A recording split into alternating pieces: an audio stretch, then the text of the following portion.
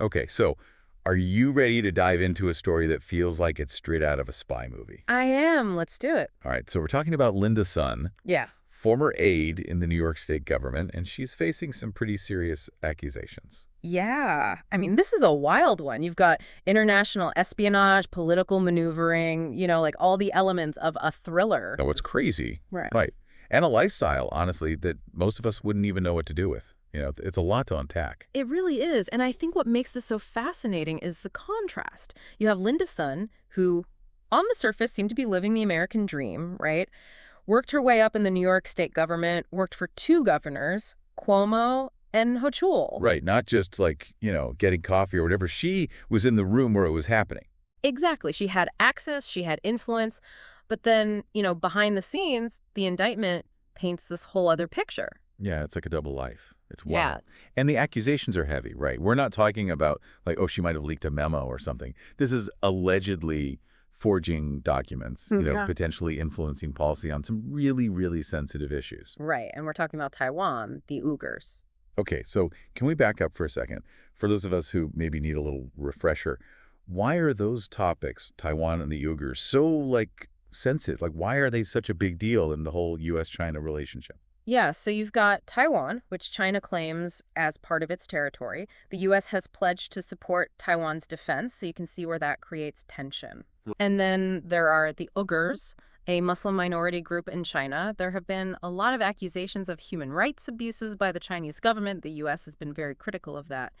So again, more strain on the relationship. If Sun was involved in trying to influence policy on these issues, even in a small way, it's a huge deal. Yeah, it's like she was caught in this tug of war between these two superpowers. Exactly. Exactly. And the information she had access to would be incredibly valuable, right? We're talking about potential insights into U.S. strategies, vulnerabilities, decision-making processes, the kind of information that could really give another country an edge. Yeah, if it's true, it's like you can't even really put a price on that kind of intel.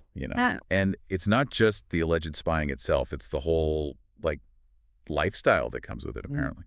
We're talking about a $3.6 million house, a condo in Hawaii worth almost $2 million, luxury cars, a Ferrari.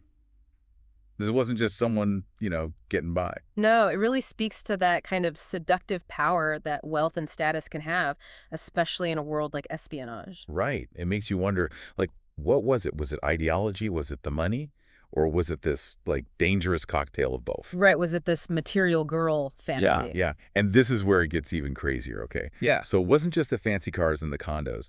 Apparently, there's something in the indictment about salted ducks. Yeah, this is a detail that really makes you scratch your head. Right. It's alleged that Chinese officials would send these specially prepared salted ducks to Sun's parents in Queens.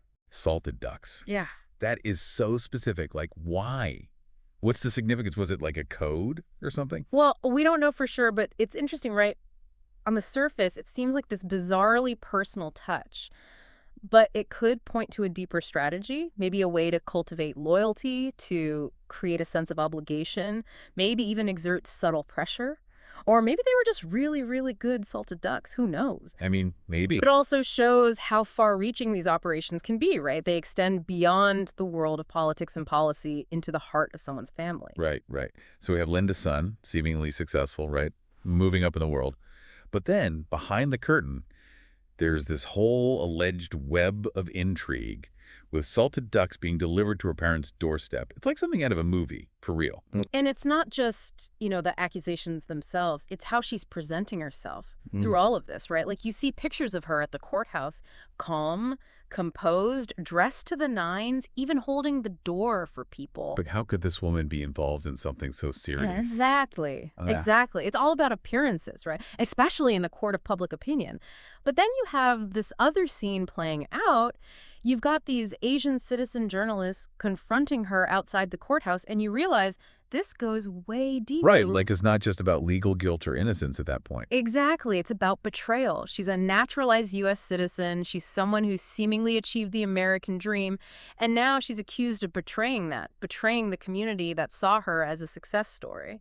Yeah, it's like a double betrayal almost. Yeah. Against her adopted country and against the trust of all those people who looked up to her. Exactly. And that's what makes this so compelling, I think. It raises questions about identity, about loyalty, about the price of ambition. So how does someone go from respected government aide to accused spy, right? What's the prosecution's case built on? Well, these espionage cases, they're tricky. It's not like they caught her red-handed stuffing documents into a briefcase in a dark alley. Right. The indictment mentions forged documents, back-channel communications, meetings arranged with Chinese officials. It's a puzzle. And what about her defense? What are they saying? Well, so far they're really focusing on her character. They're painting her as this dedicated public servant, a wife, a mother, someone who's being unfairly targeted. Right, they're trying to humanize her. Yeah, exactly. Emphasize her lack of a criminal record, her contributions to the community. It's a classic strategy in these kinds of cases. Create doubt, make the jury empathize. Because, at the end of the day, it's on the prosecution to prove beyond a reasonable doubt that she knowingly and willingly acted against the U.S. Exactly. And that's a high bar, especially in a case like this where the line between, legitimate diplomatic activity and espionage can get pretty blurry. And we can't forget about Chris Hu, her husband, right? What? He's facing charges too. Visa fraud, money laundering. Oh, absolutely. That adds another whole layer to this thing. What did he know? When did he know it? Was he involved? Right. Was he in on it?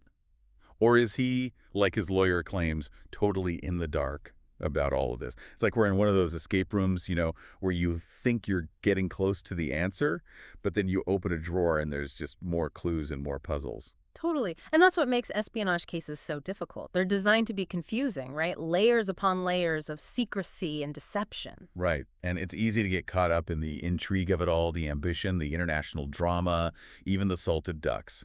But this is real life with real consequences. Absolutely. This isn't just a story. It raises some really important questions about national security, about how far foreign governments are willing to go to influence things, about vulnerabilities in our own systems, and how we can protect them. Right, because if this could happen, who's to say there aren't other Linda Suns out there?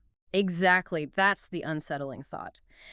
Espionage thrives on secrecy, so for every case like this that comes to light, who knows how many more are hidden below the surface. So where does this leave us? What should we be taking away from all of this? Well, more than anything, I think it highlights how important critical thinking is, right? We're bombarded with information all the time. It's easy to get swept up in the headlines, but we need to look deeper, question the narratives we're given, consider different perspectives. And maybe think twice if someone sends you a mysterious package of salted ducks, right? Right. But seriously, I think this case is a good reminder that in a world where power is constantly shifting, trust is a precious and fragile thing. And as this case goes forward, it'll be interesting to see what other truths come to light, what lessons we learn from all of this. I think this is a story we're going to be following for a long time, so to everyone listening, stay tuned, because who knows what we'll uncover next.